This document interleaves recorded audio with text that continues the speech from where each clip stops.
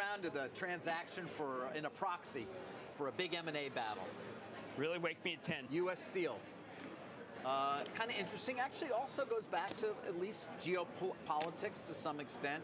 But what did we learn from the background of the transaction that we read on U.S. Steel? Well, that Cleveland Cliffs was a bit closer than perhaps some had anticipated in terms of the cover bid. 54 versus, of course, the bid that was taken at 55 from Nippon. Is he done?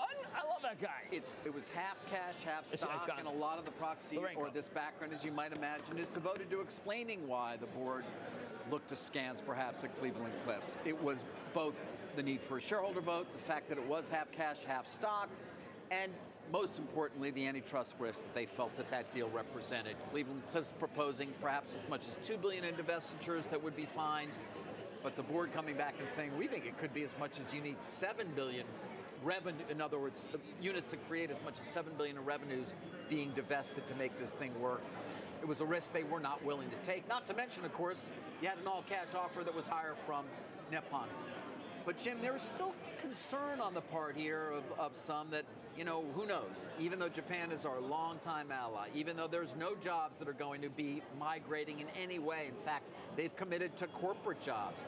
Even though there seems to be at least something they have to resolve with the unions, that isn't that significant, perhaps, that brings some risk. And so you do see a stock that's trading at a decent spread to the 55 cash deal as a result of that. But, it's hard to think that Cleveland Cliffs, even though they're trying still to create some concern, will be successful.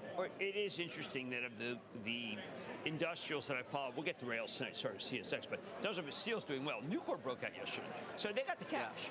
Yeah. And Cleveland Cliffs is one of the great consolidators. Arcelor was there, perhaps, Stelco with the consortium. But again, the main bidding, as you go back and look, and it started, 35, and then it got to 43. They did a great job in getting value there at U.S. Steel. But there's a great scarcity of assets because our industry was wiped out by the Chinese a long time ago. With some of the survivors from Nucor, lowest cost producer, and Cleveland Cliffs because they're ruthless. Right. But Cleveland Cliffs is you know what they are? Tell me. They're the Broadcom of steel. Ooh. Yeah. Broadcom of steel. They come in with a chainsaw, but honest, and they make sure that they're very productive. Broadcom stock price is 1234 right now. Is it? Yes, 1,234. 1, 2, 3, 4, 5, 6. Oh my that can't be right. Come on. I'm telling you, not real. How did you get in the entertainment business?